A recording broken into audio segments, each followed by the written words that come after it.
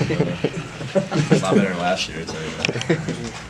What was going through your mind as you're walking out on the field to kick the field goal? Well, in the moment, nothing. I mean, it's a hard feeling to explain. I mean, it happened last year, like Northwestern, where it's like I black out. I mean, I can't, like, it's hard to explain, but like the second you leave that sideline, you're just acting on what you've practiced. So they call a timeout and you make that first one. What is your kind of thought process when you're going through that? I was like, oh yeah, I got this. The wind's not doing crap in my ball. It's definitely going in, yeah. Last year, this game, missed a couple kicks. You didn't get a chance to last one. I'm sure that stuck with you probably all off season. Oh yeah. Were you thinking in the back of your mind, I want redemption, I want to have a shot at it again, whether it's against Nebraska or somebody else, and then to have this opportunity, what's that mean for you?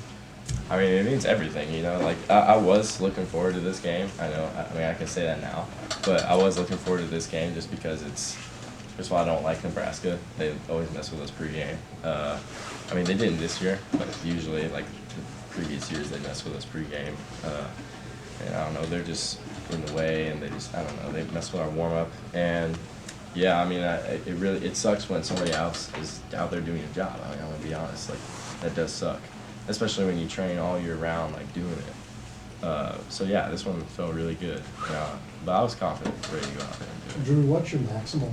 How far could you kick one from? Tonight, that would have went in maybe from 58 yards. I mean, with adrenaline like that, who knows? Like, I don't even know myself how much adrenaline adds to it, but I did make a 64-yarder that direction at halftime, and that's part of the reason for the line change. I don't know how it works on the TV, like the little field goal line. But, yeah. Thank you.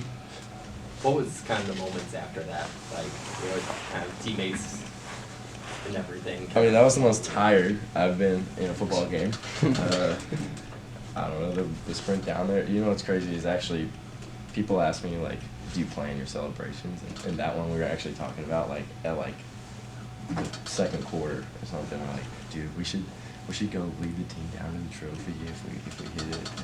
And then, you know, Max basically takes the ball from Mahomes Jr. and then there you go. Jay talked about at halftime how, you know, in the locker room you guys are really confident that, like he said, you didn't know how you're gonna get a win, but you guys are gonna end up getting a win.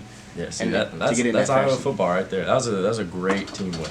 I mean, a lot of people just say that, but I feel like that is an Iowa football staple game. Like, even though offense was having their struggles, they found a way to get points on the board and get field position. And special teams, they had the muff, and we capitalized on it. Kickoffs were good all day. Kickoff team covered great, and the snap and hold on the field goals and ops was better than theirs. You know, so. Coach Woods talked about a couple weeks ago that he just felt like you were, I think, like a lion to be uncaged or something like that this season, maybe relative to. I think he said tiger. Tiger, yeah. Okay. Tiger. My bad, guys. Sorry. Exactly. Sorry, wild animals. Did you feel that way going into this season, or is that something that he's said to you based on the fact that you know the quote and everything? Yeah, I mean, I try to not, like, let what other people say, like, affect me, but I don't know. I don't mind, like, people say you shouldn't let other people affect you. I let other people drive me. Like, if people doubt you, I don't know, I let that fuel me. I felt like I had doubters after last season, so, yeah, that fueled me. You had talked about how you wanted to finish this season strong because you knew that last season you started off well and then weren't able to end as well. Mm-hmm. What do you think the difference was between this season and last season that allowed you now to finish the way that you have?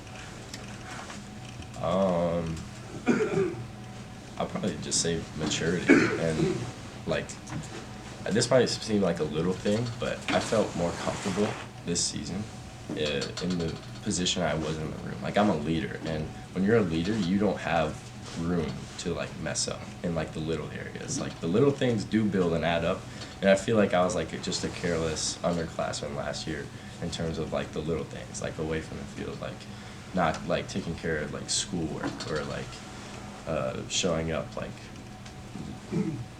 right at the beginning of, like, obligations I had in the facility or things like that. And this year you can't do that because you're trying to be a role model to the new specialists in the room. So I mean, I think that plays a big part into it. Drew, it's 9 of 10 over Nebraska. What's the difference between what you guys do here and over there? I think it's the details, man. I think it's the little things that we do well. That's what we focus on. We even focused on that way back in summer. Like, you miss a line, everybody goes back 5 yards because we're a team. One guy messes up, everybody messes up. And I don't know how Nebraska does it, but we don't muff punts here. So. Drew Samovar went up to you after the celebration, and can you just talk about what he's meant to you in your football career?